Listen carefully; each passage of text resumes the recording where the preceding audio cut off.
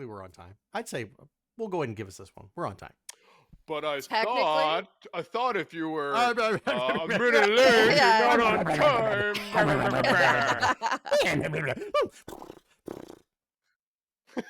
That's funny. That's what I heard when you were giving that speech the first time. Go fuck yourself. His name is Mr. Ed. That little argument we just had reminds me of like a very early Family Guy when they went to a clip of this guy arguing with the donkey, and it's like the donkey's like, nope, sorry, Kevin Bacon was not in Footloose, and the guy's like, of course he was a star. He's like, nope, sorry, he wasn't in Footloose. He's like, yes, he was a star, and they just go back and forth, and all of a sudden the donkey's like, no.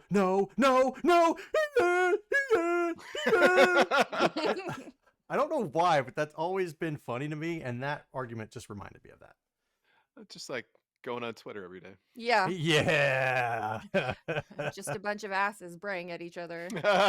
Yep. Oh, they should change the tagline to, you know?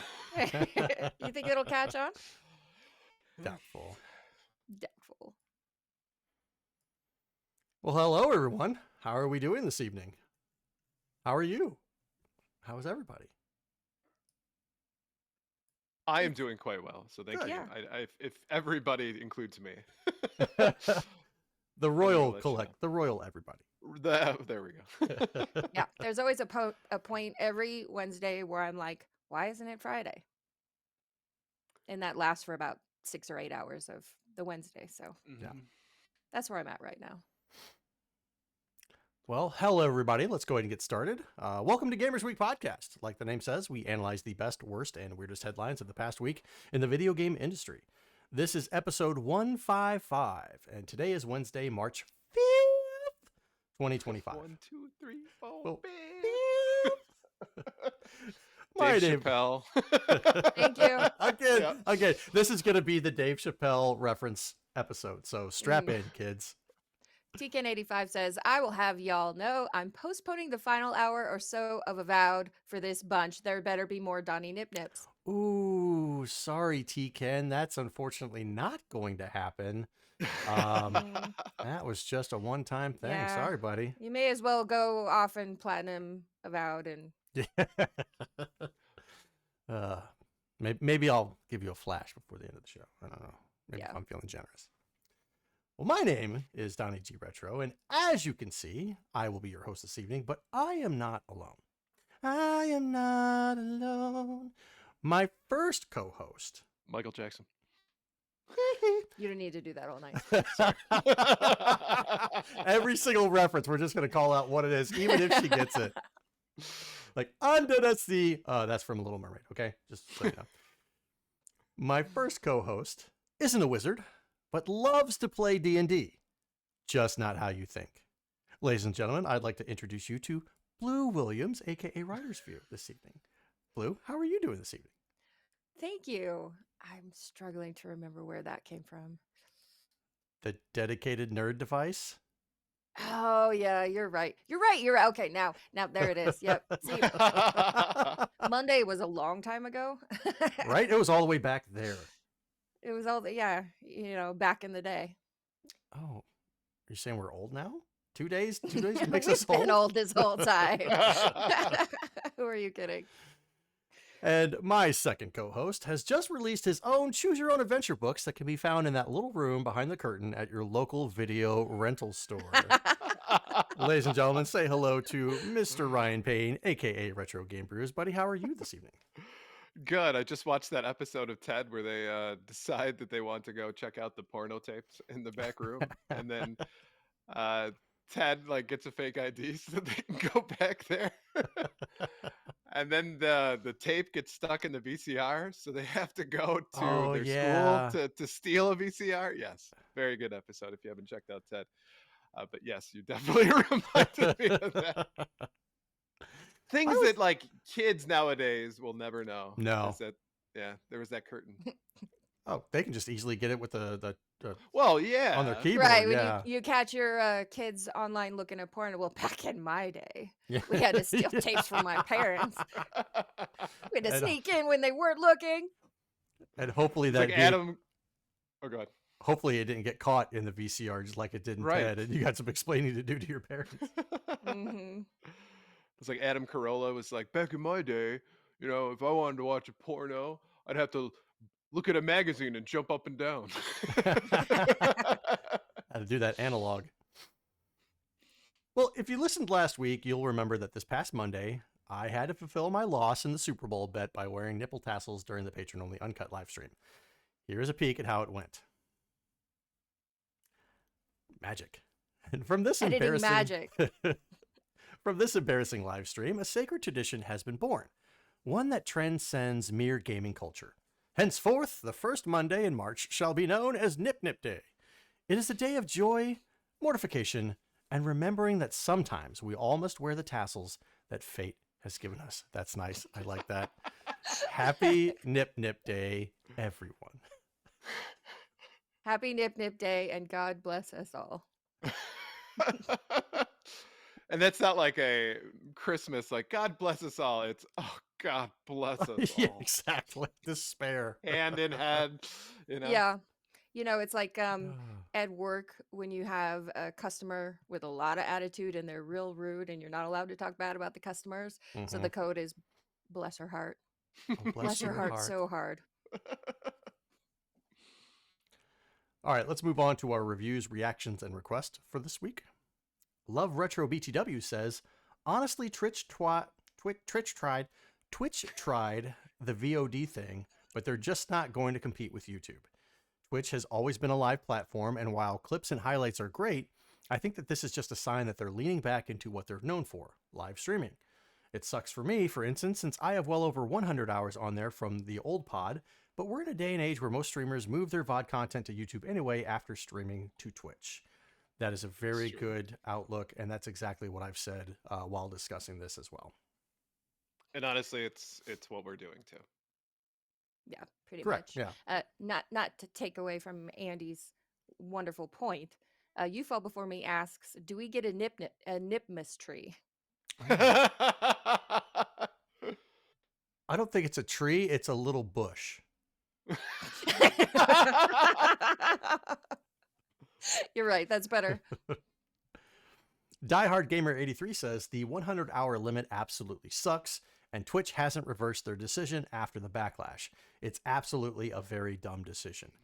I'd say if a company is willing to stand pat after their decision, it's more than likely going to roll through. For sure. Well, I mean, that's a good point with Twitch is because every time in the past, like every time they've tried to make a decision that proved unpopular, they've walked it back right away. Yeah. This time they're not. So they must really feel that it's costing them a lot of money if they're going to stick by this.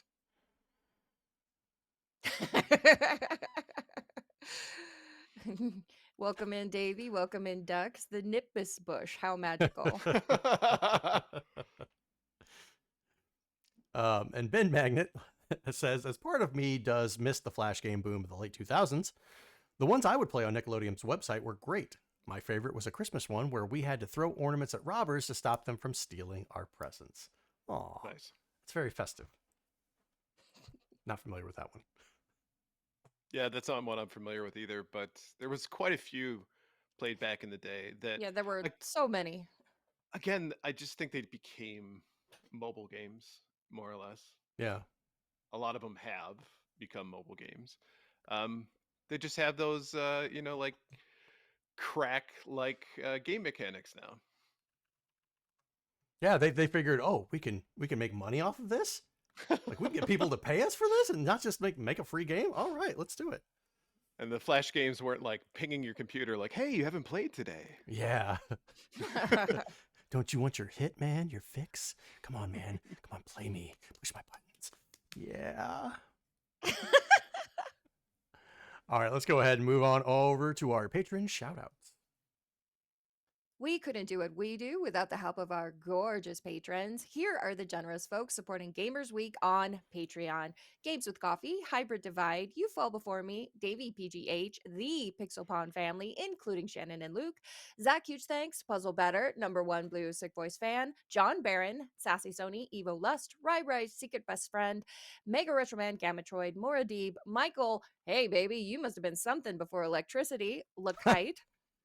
Emo-esque, Bill Tucker, the real retro game brews, fruitcakes pickled pepper, ducks with thick thighs, absolutely the best podcast, a work in progress, Wizard of Zardoz, Bobson Dugnut, Blues Little Sis, Loudmouth, Retro Blast Pat, B&T Zilla Guy, The Mad Milkman, Seven Castle Forest, Crunchy Kong, Sheriff Snacks, Frank Grande, Love Retro BTW, Steven Sand, Ramboski, Terry Kinnair, A Gill 3030, and Don't Make Me Pull This Car Over.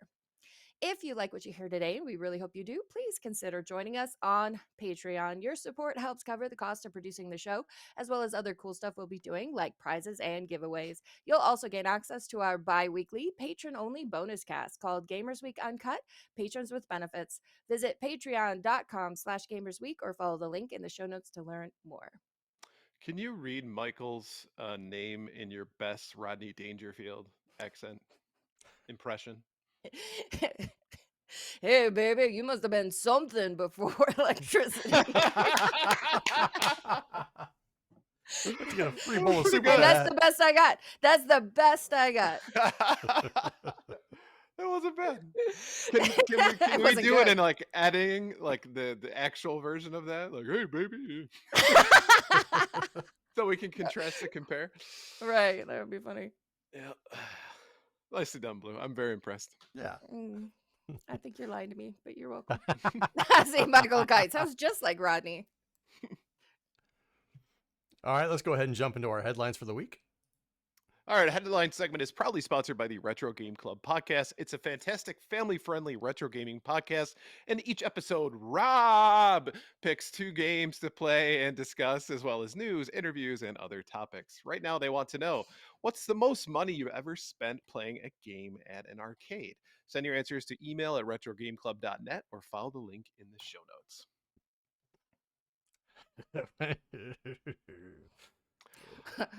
I think we heard Donnie's story back on like episode 5. Yeah, that's the one. Like I don't think I spent $20 on that specific game. I think it might have been like $7. It was WWF WrestleFest, and I got to the final freaking match, and then all hell broke loose because my mom was waiting outside. My sister had come in twice and said that mom was waiting. And next thing I know, I hear my full name being yelled at the top of her lungs in Tilt in the mall, telling me to get my ass outside. Yeah. But I've spent, I'd say between $5 and $10 on certain video games in the arcade. Donald Aloysius. Poindexter Griggs.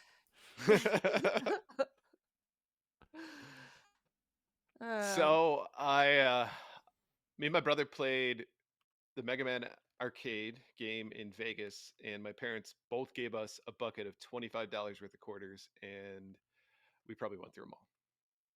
Oof. Just to get to the end.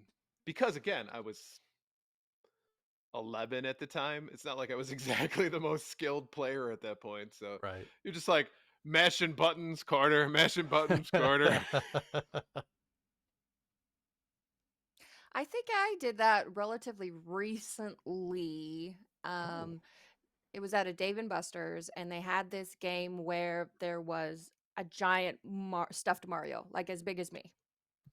And it was the game where the Mario was hanging from a wire, and you pushed a button and these scissors would come out, and if you stopped them at exactly the right second to where they would line up with the wire and cut it, then in theory the thing would open and you would get the giant Mario as a prize. So did it the first day, and like on my second try, and it won, and I got a giant Tanuki Mario. He's sitting downstairs. Went back the next day, they had it full again. This time it was a giant Mario in his like classic red overalls and stuff. Mhm. So I tried it again, and for whatever reason, like I just didn't have it that day. Tried and tried and tried, and probably put $40 trying to get it. And eventually I was like, if I spend any more, I may as well just go buy one. Yeah. So I'm going to tell you something that's probably going to upset you. But What? that game has a payout calculator on it, right? Okay. So once a payout is given, Mhm. then it reduces the probability of that payout and it becomes a progressive one. where it's not about skill whatsoever, because the machine will purposely give you a false cut if it doesn't want to pay out.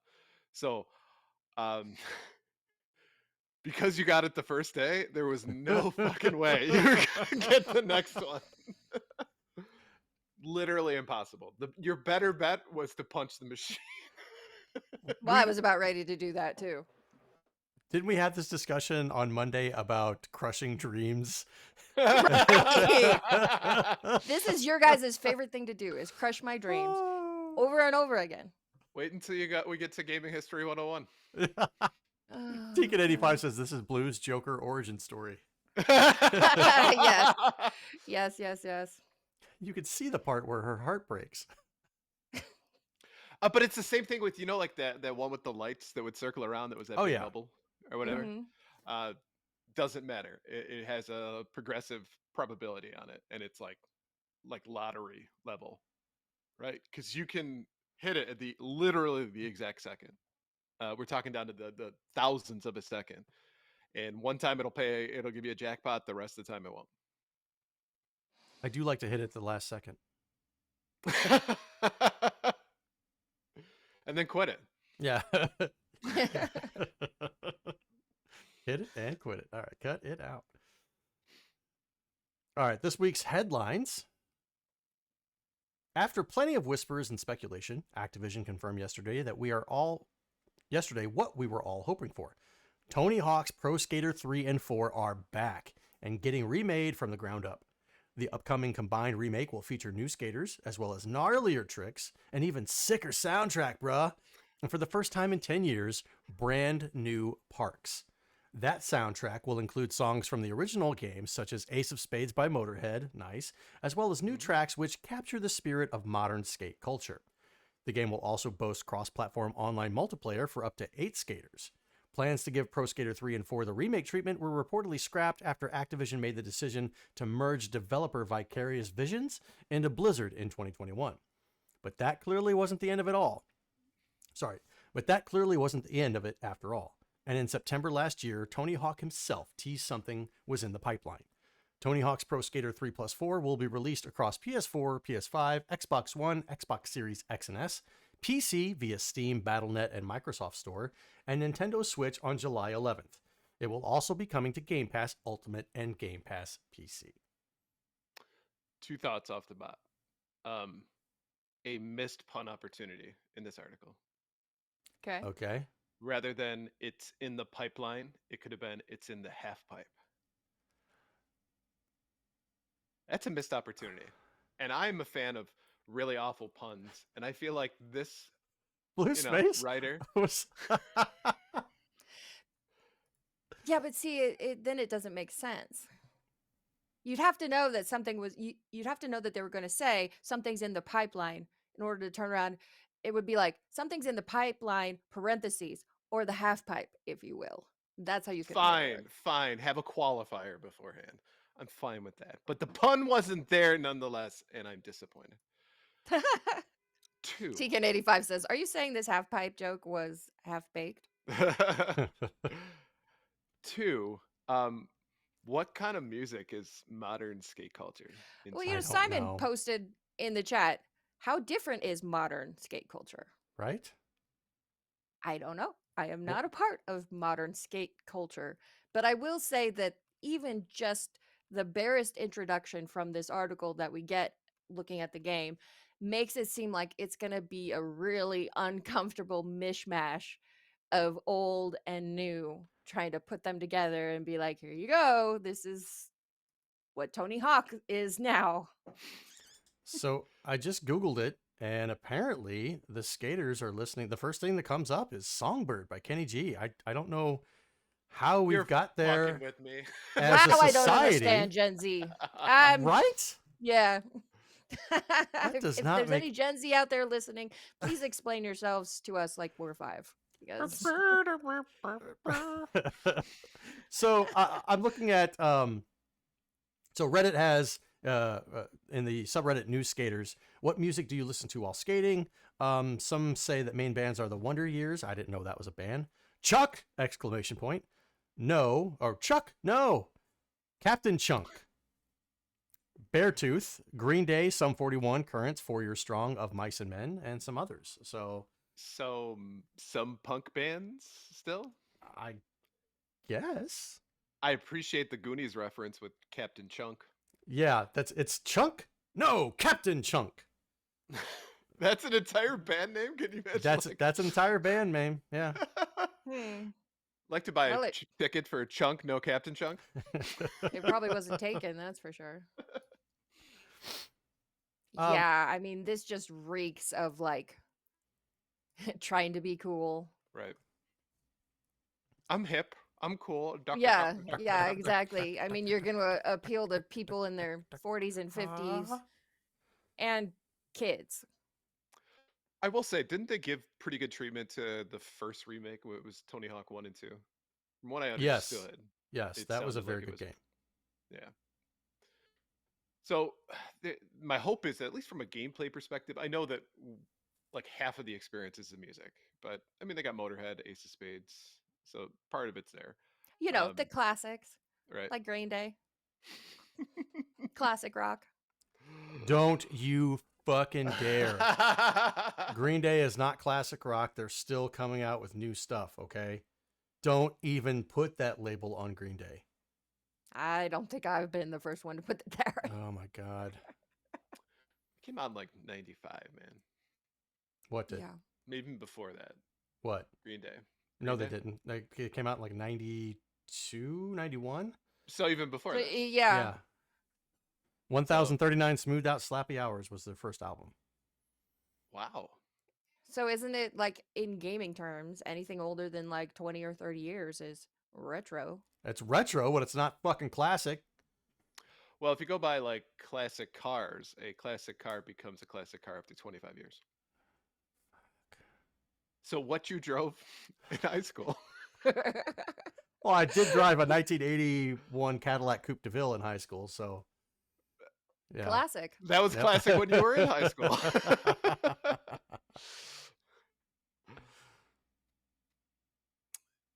Yeah. B, Yeah. that's for you. You Fall Before Me says, too bad their music isn't as good anymore. You could even say that it's, look straight at the camera, dookie. So I was kind of wondering why I didn't hear Neversoft in all of this. And I had to do some quick Googling because I completely forgot that Neversoft was purchased by Activision and all that. And Neversoft was then regulated or relegated to Call of Duty titles. They were merged with Infinity Ward in 2014 and made defunct in 2014. Wow. They went to live on the Call of Duty farm. Put them out to pasture.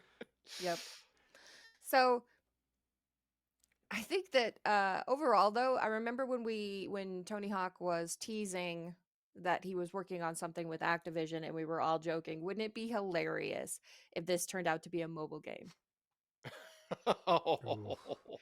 Yeah. So it's turning out to be a remake of some Tony Hawk games that were super popular, and I, like you said, the last remake was really good, so this one will probably be really good as well. I didn't play the first one, but knowing that it's Activision, I imagine it to be full of microtransactions for new characters and outfits and music and all that. But, you know, maybe they'll prove me wrong. Not likely, but maybe. Davey said, Activision Blizzard, where all good things are brought in to die. It should have been Tony Hawk going into Call of Duty. Like, he drops into Warzone. Yeah, still. Yeah. Bucky Lasik, Tony Hawk, Bam Margera are now in Warzone Season 4 with their backpacks and their skateboards. I was like, roller skates? No, they're skateboards. And they're doing tricks. They're doing sick tricks off of the Coliseum or down whatever. Yeah. That would have killed it. Yeah, they're coming back to Verdansk. Davey says Bam wouldn't be able to make it. Yeah, I was gonna say, does your character then have like blurry vision if you're playing as Bam? Yeah. Yeah, but I mean, that could still happen. They could sell those as skins. I shouldn't have put that out there in the universe. Nope, you shouldn't have. I have the Tony Hawk's Pro Skater 1 and 2 remake that they did for the PS4. And it's very, very fun. It's a lot clearer to see everything and to be able to do tricks successfully. I don't remember if if it was full of microtransactions. I can't for the life of me remember if they had like a season pass, a battle pass, or something like that. I don't think they did, but I know somebody will probably prove me wrong, but I don't remember seeing it. And honestly, 3 and 4 weren't as popular as 1 and 2. Right. So by slapping microtransactions on it, on a game that probably won't sell as well as the first one, would probably be pretty stupid, you know? And especially if you're trying to bring in folks who are in their 40s to play this game. A lot of them, and myself included, don't want to deal with that crap. No. But it's Give in me back everything. my old game. Yeah. Yeah, it is now. You're right. Unfortunately, it's in everything. Simon Asher says, a mobile skateboard game in cooperation with Tech Deck. The Finger Skateboards. You skate and do tricks with your mobile phone, grinding it down rails and throwing it down pipes. Try to do an insurance claim with that. Another Tech Deck one, huh? Yeah.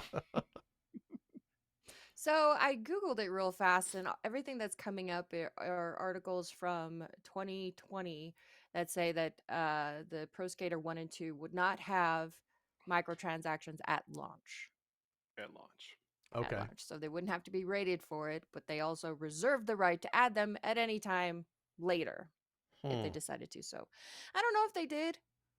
Kind of looks like maybe not, because none of the results popped up saying yes, and this is Right. what you can buy or whatever. So it Right. seems like they didn't. That's a good sign. Of course.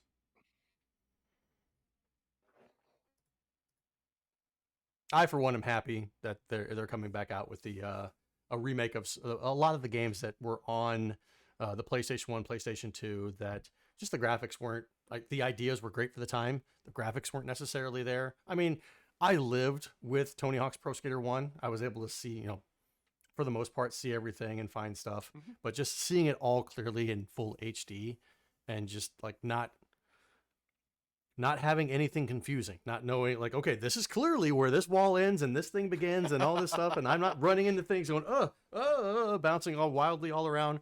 I'm very happy for that. Yeah, I remember in particular the wires. Sometimes they were in shadow and you didn't know that you were going to hit one. Yeah. So all of a sudden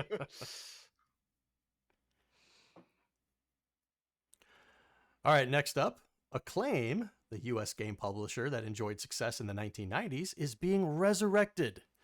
Originally founded in 1987 by a trio of former Activision employees, Acclaim became known for a steady stream of games based on popular IP before eventually declaring bankruptcy on September 1st, 2004. Now, more than 20 years later, Acclaim is back, led by CEO Alex Yosef, the former founder and CEO of Graffiti Games, publishers of Turnip Boy Commits Tax Evasion. In a statement, the publisher says its initial goals are to support indie developers and reignite classic franchises, providing funding, marketing, and PC support to indie studios. Acclaim published around 300 games over the course of its original run, many of which were based on popular movies and TV shows. Notable hits included its WWF games, The Simpsons, Bart vs. the Space Mutants, Terminator 2, Alien 3, Turok Dinosaur Hunter, South Park, and the home versions of such midway series as Mortal Kombat and NBA Jam. I will say I remember Acclaim most for those last two, Mortal Kombat and NBA Jam. I don't know if I would want to be remembered for Bart versus the Space Mutants or Alien 3, just throwing that out there. But that logo, when you would boot up NBA Jam and it was that big like A and the C's look like K's and stuff. Yep. Right. Instant like nostalgia for that. They released an awful lot of games. I think it's the elephant in the room, but they released an awful lot of games under the LJN label. Yes, they did. Yeah. Threw up in my mouth a little bit. Yep. So I know a lot of people is going on in the chat. Yeah, Acclaim. What up, John says Acclaim hype. Is this the resurrection of LJN? Back up in that ass with the resurrection. in secret. It's the secret resurrection of LJN. Like it's some kind of cabal in which they're gonna take the blood of modern gamers and like put it in a cauldron and be like, no, Kalimar. We need the blood of 3 video game CEOs and a live chicken. We can get that.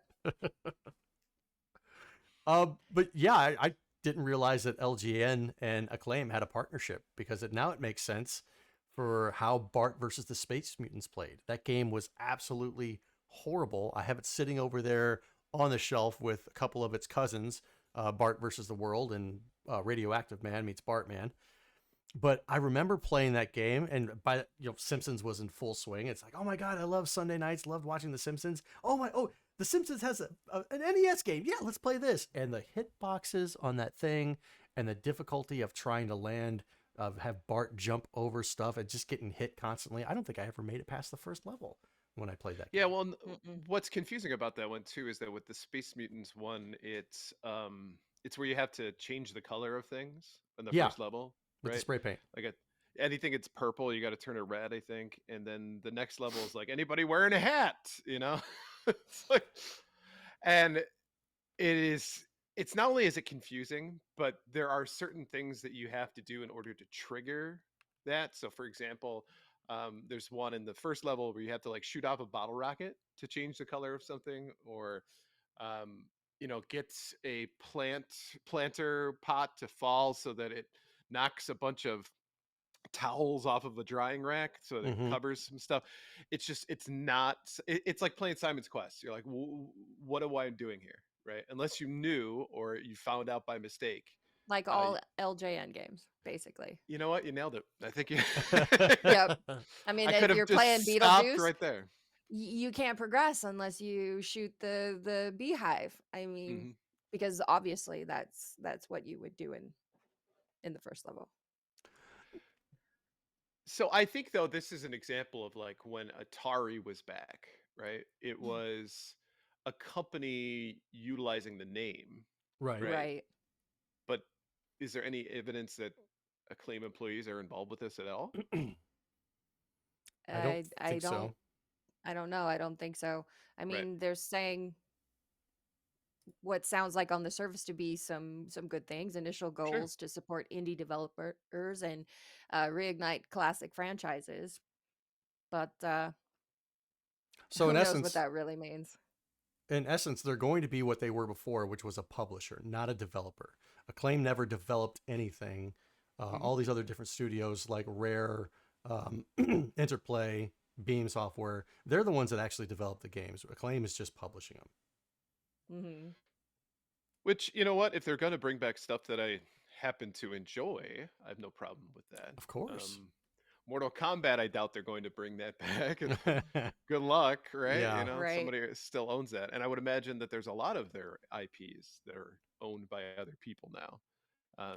So maybe it'll be obscure games out of the 300 that we just don't know about, which could definitely include LJN. Yeah. The IPs that nobody is still clamoring for ownership of. Right. But I mean, I'm trying not to be like, oh, this is exciting because it's Acclaim, because really it's not. It's just it's owning the rights to a name. Yeah. But if they're helping indie developers in a space in which it's becoming more difficult to be an indie developer, you get drowned out a lot by some of the bigger IPs. Maybe this is an opportunity for folks to find and make really excellent games. So not going to knock it, just going to say it's not that like, oh my God, it's back. It's not.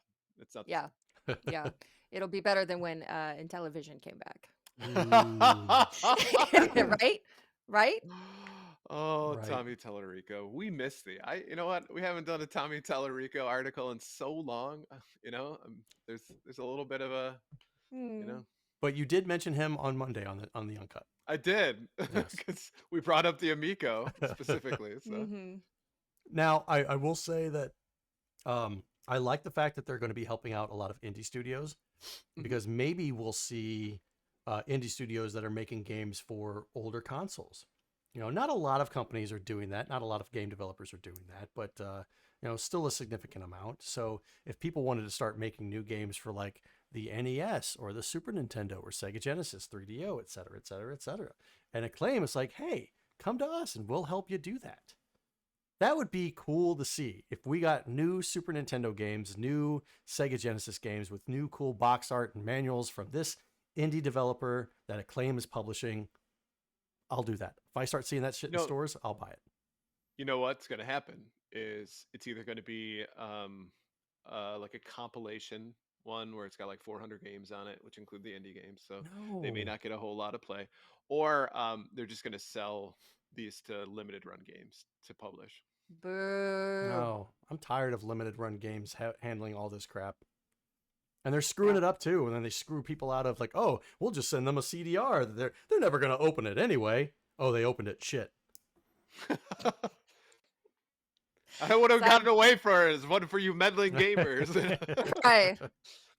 Simon Ashtier says, well, maybe WB will sell off Mortal Kombat to Acclaim. Who knows? They've been on a hot streak of bad decisions. I'm okay with this. Clearly, WB hasn't been a good steward of any of its shit lately, so yeah, I have no problem with this. Tekin85 says, on the plus side, it's nice that all the limited run game screw-ups mean I don't have to even bother to check the emails they send me for what's new. That is true. I actually need to go in and create like a rule that just gets rid of limited run games altogether because I am done being a patron of them. It also prevents me from going to check back after I purchase something, we'll say 18 months later, and it still hasn't been sent out to me. And having to check my email, like once a month to see if I'm actually going to get the game sometime this century. Yeah. Don't bet on it.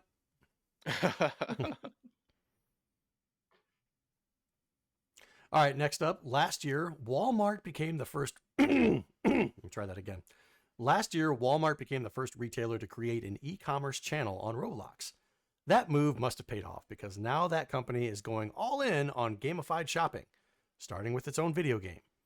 Walmart Unlimited is a gamified miniseries the retailer created in collaboration with software developer Unity and user-generated content platform Spatial. The series follows 3 young characters, Milo, Raya, and Jabari, as they travel around Brooklyn on quests of self-discovery and empowerment. Each of the series' 3 episodes also features a real Walmart supplier and their products. Walmart Unlimited has nearly 47,000 views so far, according to its website. In January, Walmart announced in a press release that it was giving Unity's community of more than 1.1 million developers the ability to integrate Walmart's commerce APIs directly into their games and apps. Tom Kang, Vice President and General Manager of Metaverse Commerce at Walmart, said in the press release that by doing so, Walmart would empower developers to offer a new mechanism to further drive user engagement while making it easy and convenient for players to complete a transaction for physical products without leaving the game, virtual world, or app. A lot of times we talk about certain aspects of games. We're like, well, clearly I'm not the target market for this. Yeah. Right? This is more towards the kids. It's more towards this. It's more towards that. I don't know who the target market is for this. It's really ambiguous, right? Mm-hmm. I mean, if you watch the trailer for this, it clearly seems like aimed at young urban kids. But you're going to allow them... okay, so I'll back up. So it's young urban kids, and the trailer shows like one of the boys wants to make changes in his community for the better, but he lacks the confidence, and so he needs the power of a mentor.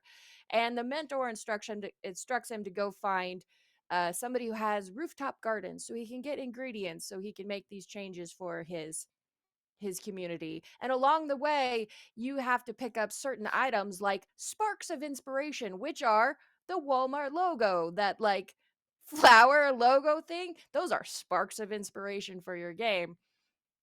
And then at the end of the episode, you can purchase from Walmart the products that they showed in there. Directly from the game without leaving the app. Yeah, without leaving the app. So, are you going to give kids the ability to do their own grocery shopping in a game that seems designed for them? Honey, why are 78 avocados showing up at the house? They're going to be bad in a week. We got to eat them all right now. Yep. Guacamole party, everybody. Yeah. That sounds horrible. Guacamole party. Yeah, I mean, there's something about this that just feels so scummy. Like I want to take a shower after Yeah. reading this article. And I spent a long time today thinking about why does it feel that way? Because the message on the surface is not bad. Hmm. And this feels reminiscent of what we were talking about last week with Flash games. Now, if you feel like those companies wouldn't have added the ability to purchase their products directly from the game if they could, then I think you're just deluding yourself. Of If course. they'd had that ability to do so, they would have done it. And product video games have a long history. The Mhm. McDonald's game, the Burger King games, Pepsi. Cool Spot, you've got all of those, Pepsi Man. Why does this in particular feel so incredibly scummy? Because it's Walmart, and Walmart is a piece of shit. I try to do very Webhead little says- shopping at Walmart. Webhead says Walmart game sounds like it was made by LJN. You know what, though? What was interesting to me is that they're setting it up so that in Unity, any developer can set up basically an online store. Yeah. So what that says to me is that that developer's going to get some kind of commission or royalty, right? If they set up a store in their game. But it's not just any store, it's Walmart store. Right. Don't get me wrong.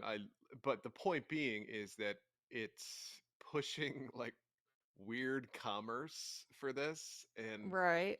it almost seems like this game is just a demo to see will people actually buy from this thing, and then all of a sudden, right? What you're Mhm. going to see is that Walmart's going to start offering Witcher toothbrushes, and now you can buy it in game, right? If you Right. want to. Yee. Let's milk them for every dime they got.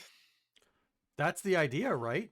Get into the game space so you can get inside their homes and in their minds like, oh, while I'm playing this Walmart game, I need some Fritos and I need some Chips Ahoy and I need some Summer's Eve and some toilet paper. So let's just order it from right here from the video game. The Summer's Eve and toilet paper are linked. Yeah, of course. And you know one what, a without nice- the other just doesn't make sense. Right.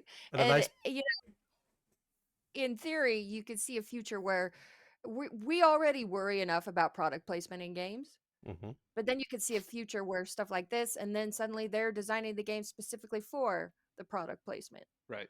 course. That's my problem right there. Is it's going to become that. And again, as you pointed out, there are plenty of games out there that were brand associated, that were brand awareness, and it's just like replacing power-ups with brand related shit. I don't really Mhm. mind that as much. It doesn't seem as scummy, but you're right. That's going to turn into I've just created this game to get commission so that people would buy this stuff. Of course. They're Yeah. the new Flash games. It's the new microtransaction, if Yeah. you will. Right? hmm And J-Town says it sounds like the metaverse. And it's funny you say that, J-Town, because this was Tom Kang quoted in the article, Vice President and General Manager of Metaverse Commerce at Walmart. It's all coming full circle. Yeah. And it all stinks. How'll have the turntables. Blue got a reference. Yay! She did it. Oh, shut up. All right, and last up for the evening, Palworld dev Pocketpair gave employees the day off to play Monster Hunter Wilds after receiving mysterious notes from staff who said they'd probably be too unwell to work on launch day. Therefore, February 28th, Monster Hunter Wilds' official release date was a sort of holiday for Pocketpair staff. It's a nice gesture, but still Pocketpair felt the need to clarify that updates on its games would not be affected. Monster Hunter Wilds has got off to an incredible start with 1 million concurrent players on Steam alone. That's enough to break into Steam's top 10 most played games of all time list, ahead of bestsellers Baldur's Gate 3, Hogwarts Legacy, and Elden Ring. The impact of Monster Hunter Wilds' launch is truly global. but it seems particularly pronounced in its home market of Japan. Automaton reported on one Japanese indie developer who took to social media to jokingly say it hadn't sold a single game on Steam since Monster Hunter Wilds came out. And Pocketpair has form when it comes to giving its staff days off to play games. It did the same thing back in 2022 when From Software's Elden Ring came out. And I like the fact that we're talking about a studio doing something for their employees and not laying them off. Yeah. I have some bad news, guys. I need to quit the podcast. I'm moving to Japan and I'm gonna go work for Pocketpair. I don't know what I can possibly do for them. Answer the phones, maybe something, but You can still do the can I podcast, empty right? your trash? Can I get your your coffee? Yeah. If you That work the sounds late awesome. shift, I think we're still good. You can still do the podcast. So Yeah. Okay, well, we'll see. We'll see how what it shift they goes. give me because, yeah, having the day off to play video games whenever there's a major release sounds. And they were gonna do it anyway. Why like push their use of PTO? You know what? Everybody was gonna have a good time. They recognize it, and oh, I'm feeling unwell that day. Yeah, Right. I love this. This is Right. right. You know, and it's one of those things where it's like, uh, if more employers were in tune with their people, especially when I mean, especially for Americans, right? If you look at us versus the rest of the world, right? We have on average about 11 holidays a year from off from work. And Average? yeah. So what we're looking at is if you go to Europe, Japan, and most other countries in the world, your average is somewhere around 20 to 25 days off a year that they get as part of holidays, not PTO, holidays. No, I know. I think I get 4 holidays. You don't work for the right company. That's right. See, the problem is that there's so many people in banking that they kind of tip the scale on your side because banks are never open. Well, that's what was right? boggling my mind because I was doing some math. I was like, well, I only get this many. So some people must get a lot more to really average it out. And man, that sucks for me. So I want more employers, especially here in the US, to be like, hey, we recognize that, you know, the new Assassin's Creed came out. You're probably not going to go to work that day. Right. Let's just be adults about it. And let's stop pretending that we don't know why you didn't show up to work. Right. Or I mean, when Silk Song comes out, I'm 100% taking the week off. I don't even care. I mean, paid time off, it didn't say what your reason had to be, right? Right. It did not. I mean, in Canada, they get like 10 or 11 personal emergency days. So you can take off and they will not question you as to why you're taking off. Not allowed to. Mm-hmm. I think personally, a personal emergency for me is when Splatoon 4 comes out. And I've done that before. I've taken off work to play a game, like whenever Grand Theft Auto 5 came out. I was like, yep, taking off. Played it. That's like a rite of passage as a gamer. Like, of course, you're not really a gamer until you have taken a PTO day. I did when Kingdom Hearts 3 came out. Took a couple days for that one. Not feeling good. I'm throwing up and diarrhea all over the place, and all of a sudden the Kingdom Hearts song comes off in the background. Right. I gotta go. Click. I don't think anybody at my workplace would recognize it. So. And therefore, you're probably not going to get your employer to recognize that as a holiday as well. So never in a million years. Well, that sucks. You Fall Before Me says nobody's staying home for the Switch 2's release. Well, it depends. Depends what the launch games are. Yeah, exactly. Mm-hmm. And depends if we could get one at launch. Yeah, I don't think I'll be getting a Switch 2 at launch. I don't know. We'll see. Ramboski says definitely taking the week off when Metal Gear Remake comes out at the end of August if it doesn't get delayed. Johnny? I won't be taking the the week off, I'll just be playing it after, I'll be finding time to play it during the week. I'm not gonna say. So what you're saying is, when you're gonna work from home, play it when you don't have a meeting, and then move your mouse every 5 minutes or so. Yeah. Is that what you're saying? I'm not saying that, and I'm not going to out myself in case somebody from my work starts listening to this podcast.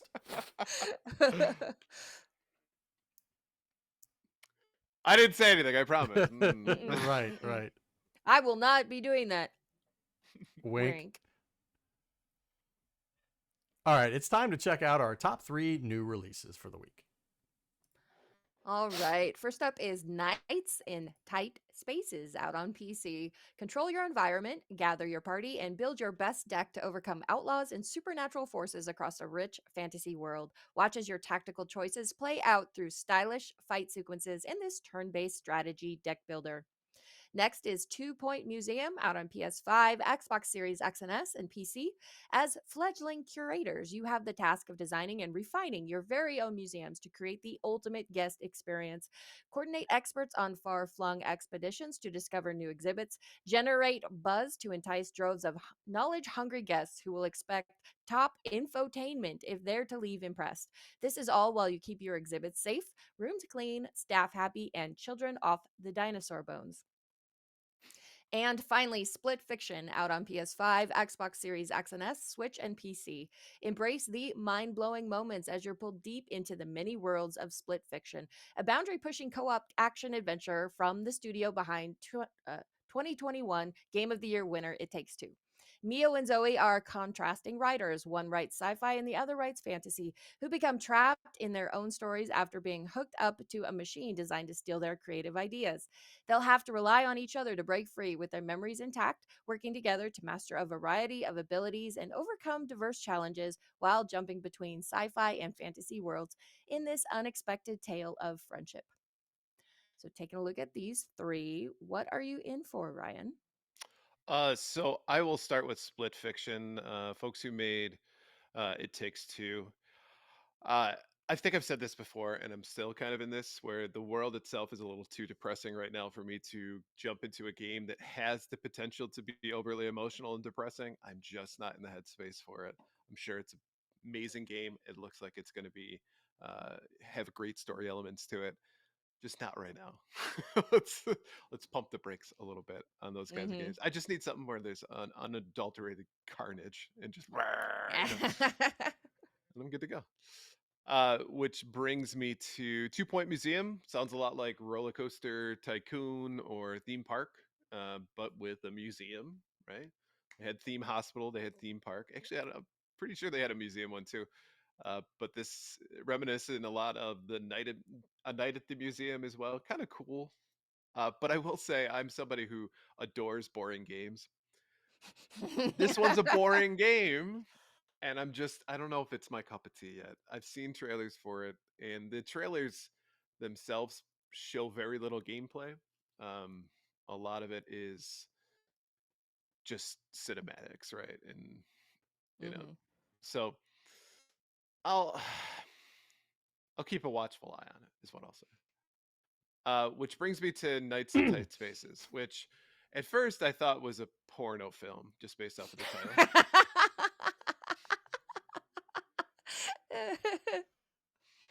From your director, blah, blah, blah. Unsheath your sword, sir. All right. Starring Sirloin.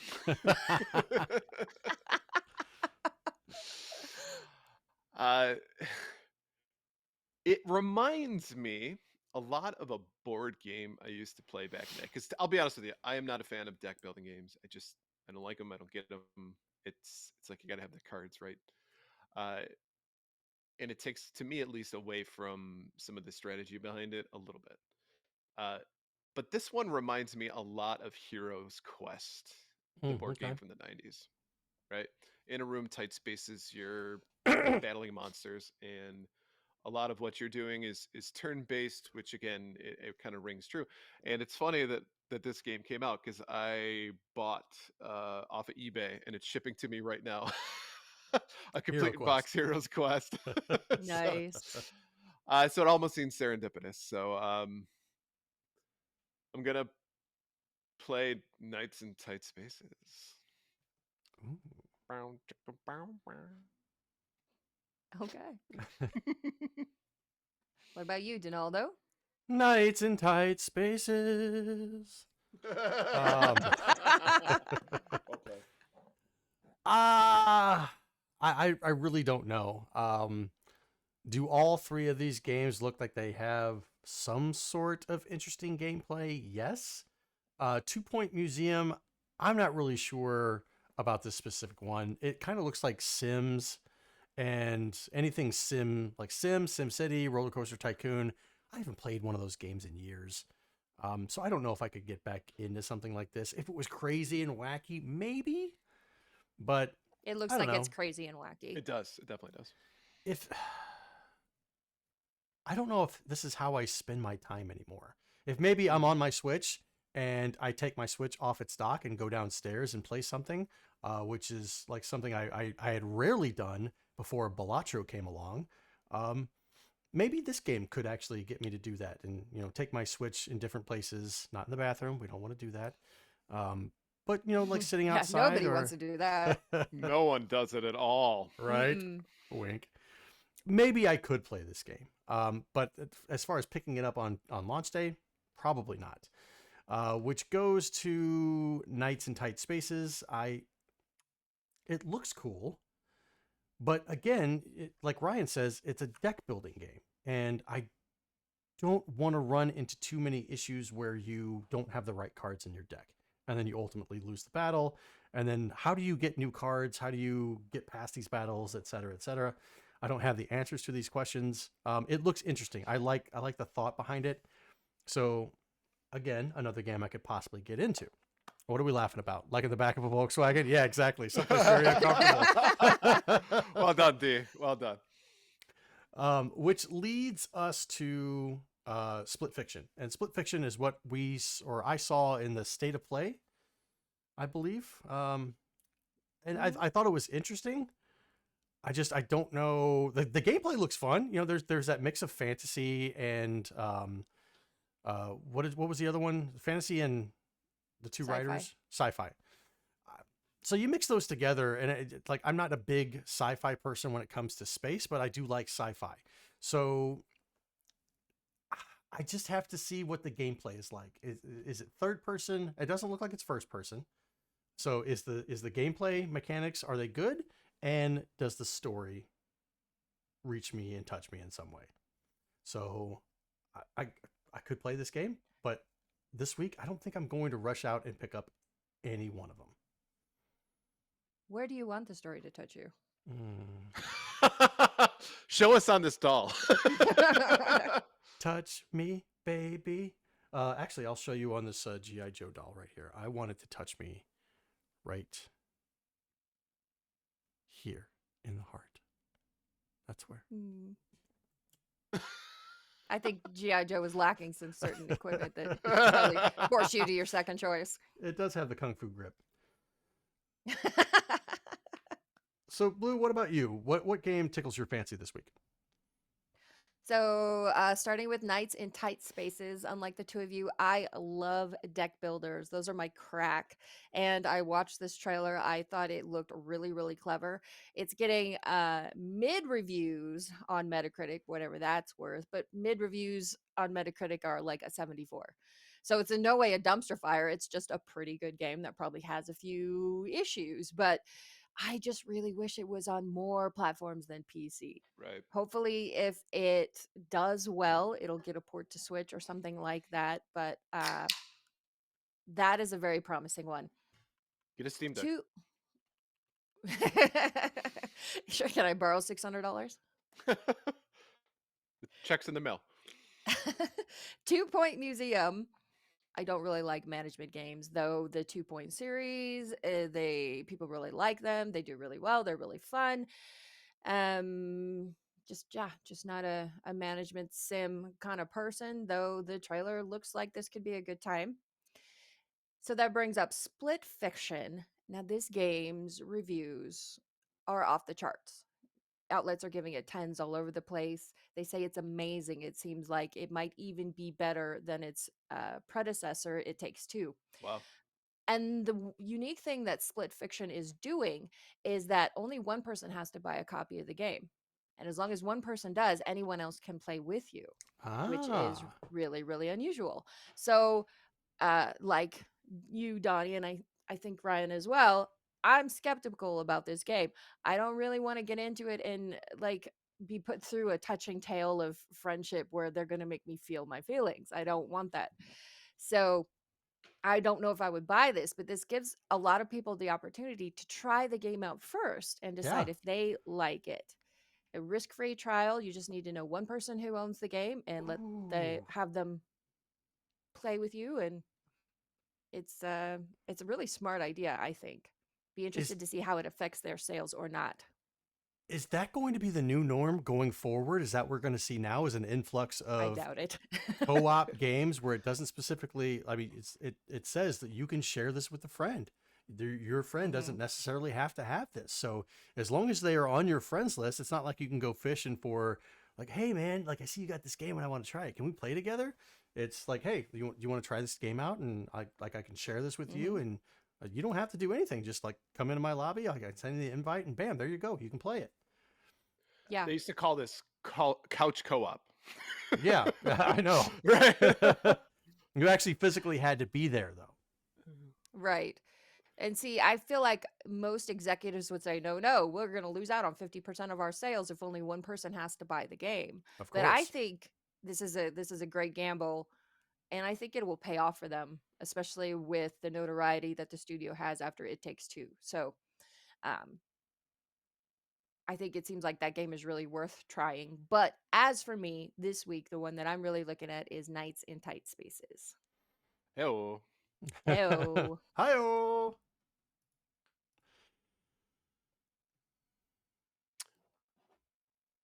Very nice, Blue. All right, so before we move on, let's take a quick break to talk about our sponsor. This segment is proudly sponsored by A Gamer Looks at 40 podcast. This show explores the history of video games through the stories and experiences of people who lived it. This week, Bill is joined by co-founder of Premium Edition Games and co-host of the Nintendo Fuse podcast, Barry Carenza. Carenza. There it is, words. To discuss the sky high expectations of Final Fantasy VII, the title as a franchise and the never ending, always chugging hype train. This week's question is what game has never got what game have you never gotten tired of, regardless of how overhyped it's been? Let Bill know your answer by sending him a tweet at a gamers look at 40 on Twitter and Blue Sky. This So one's a many. tough one for me. Yeah.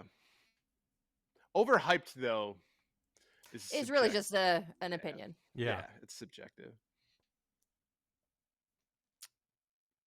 Um, for me, like the biggest hype train that was there for a while was when the Super Nintendo came out and Mario World came out, and people loved it. It was a big, big deal, Mm-hmm. and I think personally, it's lived up to the hype. I mean, a lot of people consider it to be one of the best games, if not the best game of all time. And I don't necessarily disagree. It's fantastic, and you can replay it in many different ways. Whether you do like a straight one, if you're doing all of the hidden roads and stuff, if you really want to go all out and 100% it too, you're welcome to do that. So there's a lot of different ways that you can play the game, and I will never ever get tired of the gameplay itself, the soundtrack, which is fantastic, and it just feels familiar. So Mm-hmm. Mario World is my vote. That's a good vote. Okay. I had kind of a similar idea in Mario Kart Mm. because every new Mario Kart that comes out is an event, and rightly so.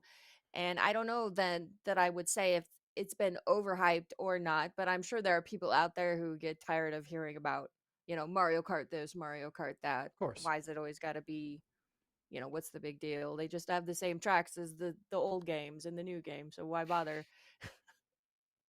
But I never get tired of playing Mario Kart. So what you're saying is Mario Kart's kind of like the Madden of kart racers, right? Well, if we got a new one every year, Yeah, she's got a point. She's got a point. We don't have Touche. we don't have the same damn game with just an updated roster. That's we've got new tracks and all that stuff. Donnie, do you have one that comes to mind? I've got too many to mention, man. Yeah. There's so many games that I love playing. Like Tetris, I play it on a daily, almost daily with Tetris. Mike Tyson's Punch Out is one that I love to go back every so often and just like pop in, like, oh, let's see if I can beat Tyson this morning while sipping my coffee. Sure.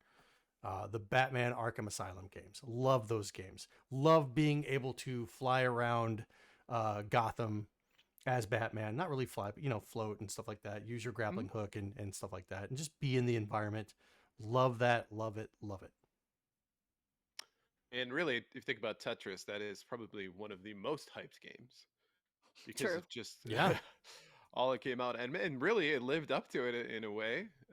Basically opened up the Soviet Union to the West when it came to even like things like trade. Mm-hmm. So what you're saying is these days we need a new Tetris. I don't think you can improve upon the formula of Tetris. I don't mean that. I just mean the effect it had on the gotcha. Okay. landscape. We need a new Tetris. We got one with Tetris 99. What she's saying is that the way Tetris broke in and just consumed everybody for a Brought good the world 6 together, years. Yeah. in a way. Six years of just, this is the greatest game ever. And especially with what's World going on peace and now Tetris. in the political landscape, I think a new Tetris could do wonders. World peace and Tetris. I like that. We're visionaries here on the podcast. All right, thank you for coming, students. Please take your seats and welcome back to Gaming History 101. Now, if you're a fan of the show, chances are you've heard us recently talking about how Aragorn from The Lord of the Rings probably doesn't smell like sunshine and rainbows, much to the dismay of many of those wish he actually didn't reek of the terrain he regularly traverses. Mark it down on the board. It's been a few weeks. I thought maybe that I was just gonna be able to repurpose the board for something else, but never. We're at 7. Woo! We're at 7. It got me thinking though. What video game characters probably smell that we really don't want them to? So today, I am your sommelier, and we'll cover a list of characters I believe range from the musty to the outright putrid. So I'm sorry if I ruin your favorite character. Starting with number 1, Solid Snake. Okay. So the manly protagonist of the beloved Metal Gear Solid series, he's rugged, he's awesome, has great facial hair, and a devil may cry attitude. All things that some people might find attractive. But being a master of stealth, I'm going to assume that he probably doesn't shower as often as the rest of us, which does not have to be a problem, but he's often in poorly ventilated areas, which makes his way through the occasional swamp. Plus, I'd wager his stealth suit doesn't breathe well. So I'd imagine his scent is a mixture of sweat, gunpowder, swamp bog with notes of burnt tobacco. You gotta incorporate the cigarettes in there too. Number 2 is Aloy from Horizon Zero Dawn. A total badass, Aloy is a skilled warrior with a fit physique, good looks, and for those who are into it, she's got red hair. Apparently not good enough looks for some incels on social media, but fuck those guys. Yeah. Living in a post-apocalyptic world where she is regularly on the hunt, lacks running water, and is probably covered in mechanical oil from murdering robots, smelling like someone who has done nothing but follow the Grateful Dead for the last 5 years. Aloy most definitely has a stinky lady compared to our modern expectations of hygiene practices. So I'm picturing a swirly scent of earth, sweat, must with tones of motor oil and unkept dreadlocks. There's no patchouli oil in the post-apocalyptic world. Yep. No shampoo either. All right, so Leon S. Kennedy from Resident Evil. Leon is objectively a heartthrob with devilishly good looks and muscles. He is your role model protagonist, smart, gracious, good-hearted, and resilient. But he spends a lot of time around the living dead. Zombies aren't well known for their pleasant odor. Leon is most likely covered in their juices, with very little opportunities to bathe to remove the grime of rotting flesh and a survivalist lifestyle. Not to mention, he is likely sweating with the constant physical activity of running away and engaging in melee combat. Leon has a smell of human putrefaction, stale sweat, dirt with hints of unnecessary escort missions. What do those smell like? You know what? I'll leave that up to your interpretation. The zombie uses. Number 4 is Tifa Lockhart. Now, this one personally pains me. Yeah, personally pains me. I've had a crush on Tifa ever since I was young. For her good looks and her huge combat gloves. Right. TK85 is already saying, you shut your damn mouth. How do you like it? Large eyes, shapely body, long flowing hair, and a grade A ass kicker. However, she is a dive bar owner, spends much of her time out in the wilderness with her motley crew, and is exposed to hordes of monsters, and often surrounded by the chemical stench of Mako energy. She never changes clothes, except for that one time where she dressed in a revealing outfit to entice the advances of a one Don Corneo. I doubt she isn't the smelliest of the heroes from Final Fantasy VII. That, of course, would be Vincent, who has been sleeping in a coffin for decades. Nonetheless, I'm sure the olfactory experience around her is less than savory. Now, I believe her... Go ahead. Sorry, go ahead. Yep. I believe her aura consists mostly of the nose hair singeing smell of Mako with undertones of stale beer, sweat, sewer, and chocobo droppings. Don't forget Cloud's tears, too. Oh, well done. Oh, yeah. But those are so sweet. TK85 says, I can't believe they tried to make Aloy look like a real woman with peach fuzz and didn't spend that time on something better and more realistic like big naturals.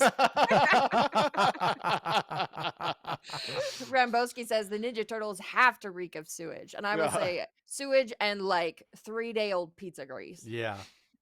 Gross. Number 5. Pyramid Head and the nurses. Why are you doing this to me? You're doing it to Aragon. You dragged my boy Leon into this, and now Pyramid Head? Really? All right. Well, I'm going to say this, though. I think this shouldn't come as a surprise to anyone. But nonetheless, there are plenty of people who fantasize about carnal engagements with both of these villains. People like Pyramid Head because he's got a fit body, unequaled strength, and he's probably a dom in the bedroom. While the nurse's low-cut outfits is enough to make plenty of people dream of low-lit rendezvous with these vile ladies. But let's remember, they live in an environment that is akin to biblical flood levels of blood and guts. Despite our desire to see them as a BDSM dream, you're going to have to visit them with mentholated ointment smeared under your nose like forensic investigators do when viewing a cadaver. Silence of the lambs, Clarice. They likely had the stench of iron from both the blood and the rusty weapon/helmet of Pyramid Head with overtones of decomposition.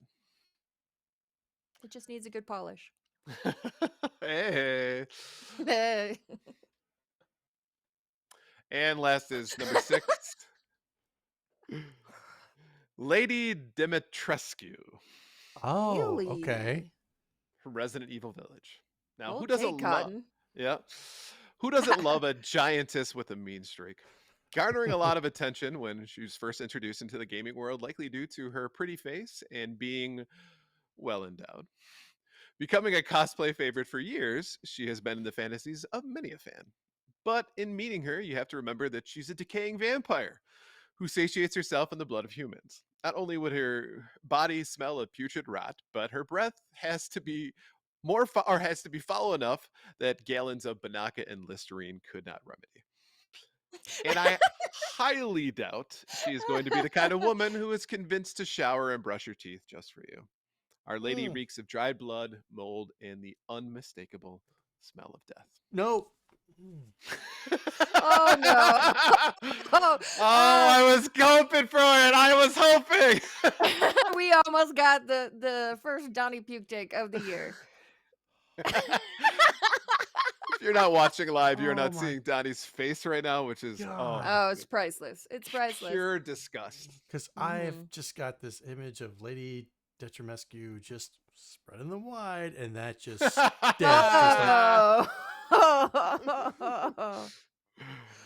she's like, to get out of here alive, you got to do it. Like, Yeah. Hold your breath and get in there. you still owe me 2 months rent. Webhead Alright. says, we don't kink shame and we don't stink shame. Well done. That's the well that's done. the new motto. I'm gonna add it to the board. We don't stink shame. Well, I will say to wrap things up, while these characters likely have tickled our fancies in one way or another, I would say maybe it's not so bad to just have someone love you that has a well-executed hygiene regimen. And this is also my case for never making smell-o-vision a thing. So thank you for attending today's Gaming History 101. And just a reminder, if you have ideas for a story or a topic you'd like to hear, send us a message at gamersweekpodcast@gmail.com, and we might feature your suggestion. Let's please not raise that sleeping dog with smell-o-vision. Let's let it sleep. Okay. Especially with you, Donnie. Especially with you. Yeah, I don't. Nope. Then I'll stop playing video games altogether. All right, let's go ahead and wrap up this episode. Thank you for listening to episode 155 of Gamers Week Podcast, and a big thank you to the Retro Game Club podcast, Love Retro BTW, A Gamer Looks at 40 podcast, and Pixel Pond Production Company for sponsoring this episode. Don't forget to check out their links in the show notes. If you want to connect with Gamers Week, follow us on Twitter and Blue Sky at Gamers Week PC. Watch us right here on Twitch at twitch.tv/Gamers Week Podcast, where we will record live every Wednesday at 8:30 p.m. Central Time. Email us at gamersweekpodcast@gmail.com. Visit our merch store at gamers-week-podcast.creator-spring.com. Or if you want to do it the easy way, follow the link in the show notes. And last but not least, join us on Patreon at patreon.com/gamersweek. And finally, since you made it all the way to the end of the episode, please leave us a rating and a review to let us know how we did. We really do value your feedback. And while you're there, consider subscribing on iTunes, Spotify, and your podcast platform of choice. Podcast platform of choice. And just a reminder, coming up on Monday to celebrate Mario Day, we are doing a community Mario Kart stream on Twitch. So 9:30 Eastern, 8:30 Central Standard Time. Join us for it. We would be happy to have you along. Of course we would. And Blue is going to do her best to kind of tone it down. I don't recall saying that at all. I was going to say her. Let us not ever forget that the one time I did that with Donnie, and then he was upset that I was taking it easy on him. And I said, very well, I will never, ever, ever do it again. Well, yeah, I don't need you to take it easy on me, but our patrons or our other people that want to play? And I would insult our patrons by doing it to them? I don't know. Just saying it's an option. I think Donnie should be excited because we're going to be meeting each other again at PRG, and she's never going to take it easy on you. What the hell does that mean? It means whatever you want it to mean, I guess. It means whatever the hell you want it to mean. TK85 says Blue needs yet another trophy to add to the podcast daddy canon. No, she does not. You were going to read that out loud. Yeah, of course. So what's after Hat Trick Daddy? Like, what's the fourth one I can add? I don't think you get to have a naming one until you get to 6, and that's a 6-pack Daddy. Ooh, I like that one. Headcanon accepted.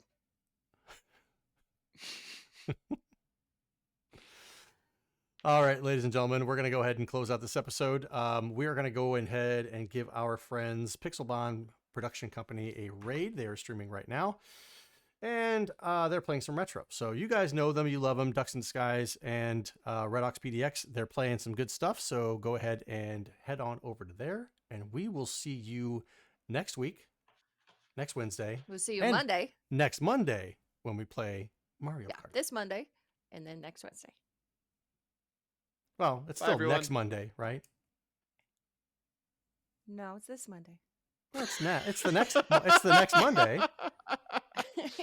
But you say it as this Monday. I love that this is what we're arguing God. about at the end of the show. We're about to raid someone, but you know what? We got to get that right.